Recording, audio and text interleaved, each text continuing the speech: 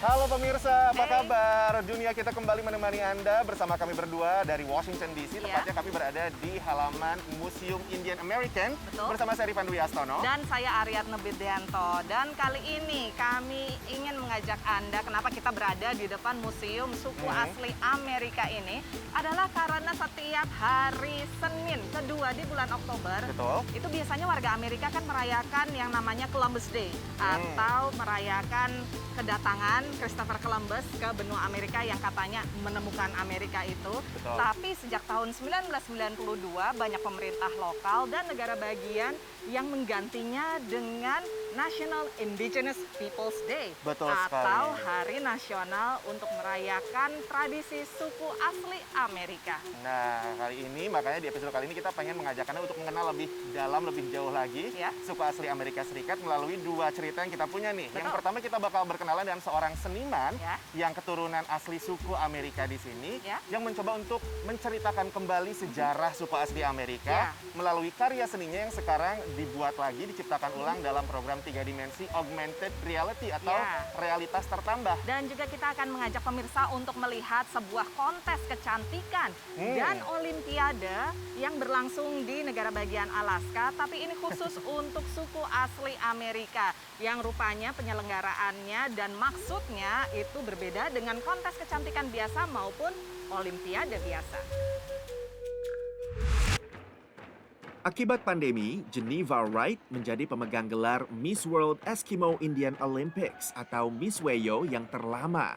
Biasanya, Miss Weyo berkeliling Alaska dalam berbagai event. Tapi selama 8 bulan lebih, Geneva tak bisa meninggalkan Tanana, kota kecil berpenduduk 240 jiwa tempatnya tinggal. Kompetisi Miss Weyo yang berlangsung bersamaan dengan Olimpiade Dunia Indian Eskimo bukanlah kontes kecantikan, melainkan misi budaya.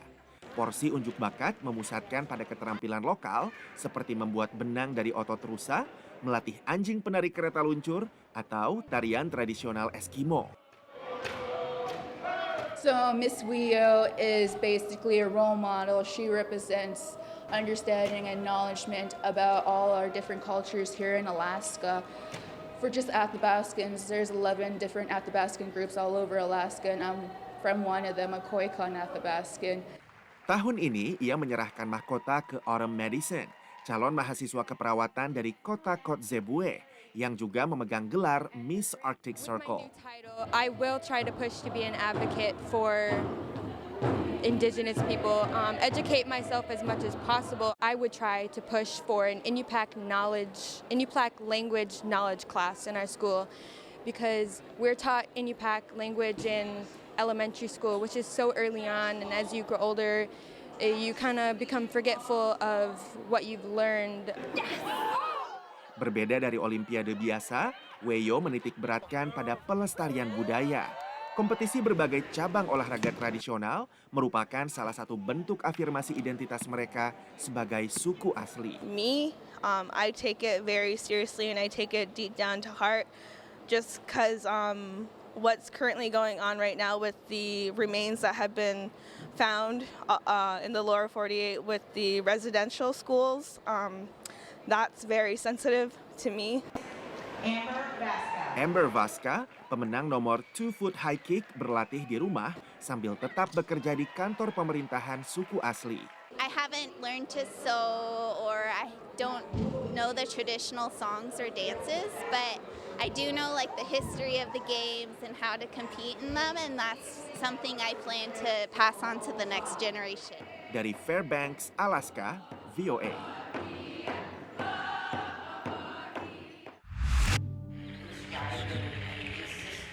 I grew up in Los Angeles. Part of my cultural ancestry is Tongva, which are the original people of Los Angeles. And a lot of my work revolves around looking at land access. Our tribe is not federally recognized, which means we don't have a sovereign land base. So I always have this feeling that I'm, moving through Los Angeles, moving through this territory that's my ancestral homelands, but there's all these private property signs and people call me trespassing or call me a trespasser. And so it's this odd feeling of, this deep connection and then kind of also being told that I don't belong here. So I make these kind of constellation cosmic spaces as a way to kind of point people into interacting with something that they can recognize. A lot of my work references objects or culture that has been erased from the history books, and so I have to give a lot of history lessons and tell these stories in a way that people are not familiar with. So they have some artists over here in the US. If I create an augmented reality artwork that is, you're looking at it through your phone and it's activated in that physical space, that's a spatial artwork. So what we have at the LACMA is a spatial artwork. So what I'm doing here now is like I can grab the artwork with my controllers and I can scale it up and look at it very closely. And what I've done is I've pulled in a photo of Mercedes' artwork, which I'm using as a reference at the bottom of this sculpture. And I'm then sculpting on top of it everything else, the ropes and the rocks, and then I recreated it in a 3D program. Utilizing these new technologies and these things that maybe I haven't engaged with in the past is a way for me to insert and proclaim that, you know, Tongva people belong in the future visions of place, the future visions of art, and the future visions of technology.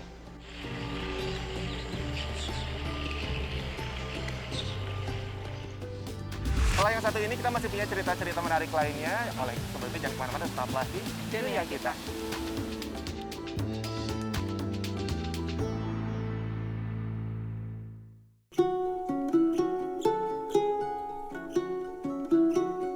Pemirsa, masih dalam Dunia Kita dan inilah salah satu bentuk apresiasi atau cara mengajak warga untuk mengapresiasi suku asli Amerika. Betul sekali, mengenal budayanya juga seperti apa. Betul. Seperti juga yang dilakukan oleh salah satu diaspora Indonesia. Jadi orang Amerika tapi keturunan Indonesia ya, Iya, Nek, ya? betul, berdarah Indonesia. Betul sekali, yang dia ini adalah seorang seniman dan mencoba untuk mengenal lagi akarnya sendiri sebagai orang keturunan Indonesia saat tinggal di Amerika. Dia ini seorang pelukis ya, Nek, ya? Dia ini seorang pelukis dan dia lama sekali berada di Indonesia untuk mendalami seni tradisional Indonesia dan lalu ia bawa ke Amerika Serikat. Selain untuk memperkenalkan, ini juga menjadi ciri khasnya dia. Ini merupakan caranya dia untuk mengenali kembali dirinya atau asal-usulnya. Menarik sekali. Langsung aja kita kenalan dengan senimannya.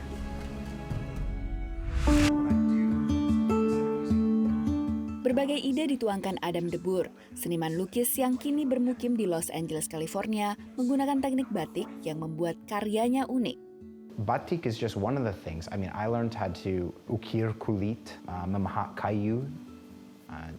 So there's all these different craft traditions that I learned and that I've incorporated in different ways to make art about this,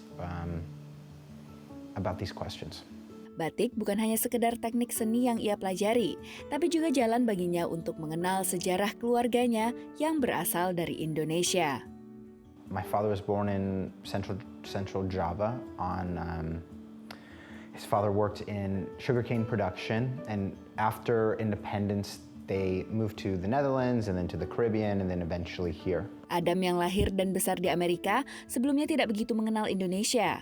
Kind of by accident, I went surfing. I was invited on a surf trip to Bali in 2010, and it just changed everything for me. Sejak itu, ia mengeksplorasi seni, budaya, dan keseharian warga Indonesia, termasuk ketika ia mendapat beasiswa untuk melakukan riset di Indonesia pada tahun 2017. I applied with a project to study batik in South Jogja, which is like a traditional neighborhood. And also, I was affiliated with ISI Jogja. So I was like in this art world. And what I think I learned and what helped me understand the archipelago so much more is that here I was talking about being mixed and how am I going to successfully learn these skills enough. I'll never know them well enough to do them justice. Karya Adam dipamerkan di sejumlah galeri seni di Indonesia, Eropa, dan Amerika Serikat. Adam is a very special and unique artist, both in his deep knowledge and appreciation of Western art history and oil painting, but also in his hands-on experience with forms and techniques that are specific to Indonesia. Selain teknik, kemampuan Adam untuk menyertakan konteks membuat karyanya mudah dinikmati. For example, in his solo show Traveler's Palm, many of the works were exploring ideas and histories very specific to Indonesia.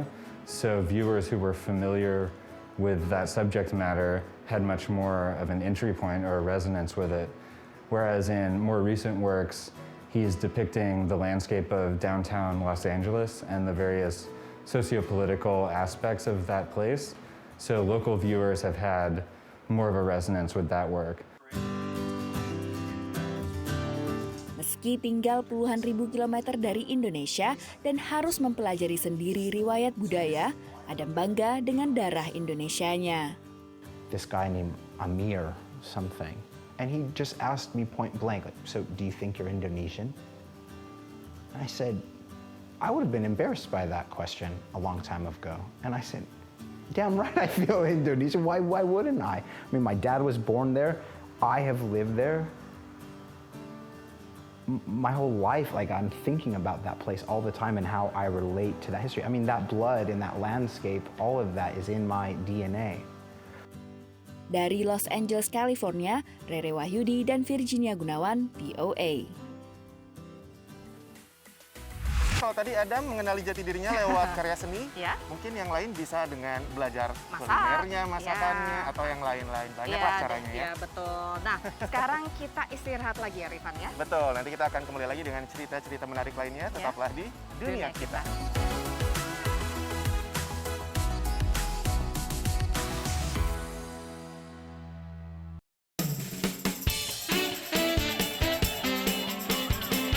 Kita masih membahas soal bagaimana suku asli Amerika Serikat itu sebetulnya nasibnya agak mengenaskan. Betul. Karena mereka dibilang ini ya termarginalkan karena aksesnya mereka juga sulit untuk mendapatkan, tinggalnya mereka di daerah reservasi yang terpencil. Betul. Sehingga akses pendidikan, akses layanan kesehatan itu menjadi sulit sekali. Betul sekali, dan ini dicoba untuk dimitigasi oleh Presiden Joe Biden gitu kan, agar mereka bisa mendapatkan akses yang lebih mudah dan lain sebagainya, dan berbagai kebijakan. Salah satu kebijakan yang diterapkan oleh pemerintahan Biden adalah kebijakan mandat vaksin atau kewajiban vaksinasi untuk pegawai federal, kontraktornya juga, termasuk juga para pebisnis swasta nih. Betul, untuk perusahaan-perusahaan yang jumlahnya di atas 100 pegawai ya. Nah, tapi mandat vaksin ini ya, banyak sekali yang menolak ya mandat ini. Betul, banyak yang kontra lah istilahnya, dan ini juga yang dirasakan oleh berbagai kalangan, terutama juga kalangan tenaga kesehatan, terus juga para pengusaha, guru juga, karena banyak yang merasa dengan adanya mandat vaksinasi ini bisa mengancam bisnis mereka, dan mereka takut pegawainya kabur atau mengundurkan diri padahal mereka lagi krisis tenaga kerja. Betul. Gitu kan. Nah, ini krisis yang terbesar dialami di negara bagian New York dan terutama di kota New York. Kita langsung aja saksikan liputan-liputannya. Denda hingga $14.000 menanti bagi pemilik usaha dengan 100 lebih pekerja yang tak mewajibkan vaksinasi COVID bagi pegawainya. Bila menolak vaksin, karyawan bersangkutan diwajibkan tes COVID berkala. Ini memberatkan pemilik usaha, menurut seorang pemilik sejumlah restoran di South dan North Dakota. Well, I would say, I think the mandate puts the employers in the position of having to be the bad guy. We have, I think, less than 50% of our folks that are employed with us are vaccinated, and so because we're over that 100 employee threshold, then our fear is that those employees could go down the street and go to a restaurant that has less than 100 people. Jim sendiri setuju dengan vaksinasi dan selama ini memberi sejumlah insentif bagi karyawannya agar vaksinasi. Tapi ia juga mendukung hak setiap orang untuk memilih vaksin atau tidak. We're just coming out of the unemployment situation where they were having additional benefits and having a hard time getting staff at our place, and now at all three of our locations, and now then we'll incentivize, if they don't want to get the vaccine, we'll incentivize them to have to probably leave. Industri keramah tamahan termasuk restoran dan juga hotel memang paling terhempas akibat pandemi. Tapi belakangan kembali bangkit dengan meluasnya vaksinasi dan pembukaan kembali ekonomi. Sebagian pengelola hotel justru senang dengan adanya mandat vaksinasi secara federal. I was a little worried if I mandated it just for my hotel and I had 12, 15 people, whatever, say I don't want to get a vaccine, they would go to my competition. And with the seriousness of our staffing issues already, that was a no-go. That was a no-starter from the very beginning. So this mandate will help us across the board. Kewajiban vaksinasi ini diperkirakan mempengaruhi sekitar 100 juta warga AS. It's a big number, and like I said, having my staff vaccinated is one thing, and that's great, and I'll be very happy about that.